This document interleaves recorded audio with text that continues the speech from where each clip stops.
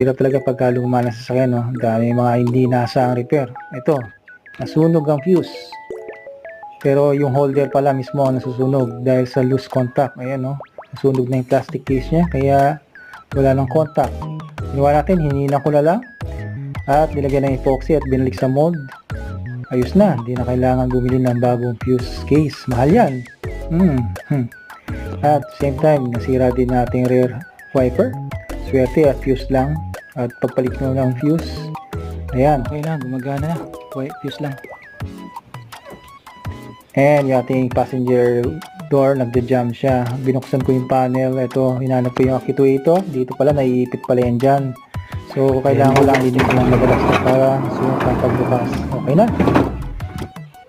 At yung ating passenger power window, naiipit, nagpuputol yung wire sa may hinge. Dinugtungan ko lang. Okay na uli.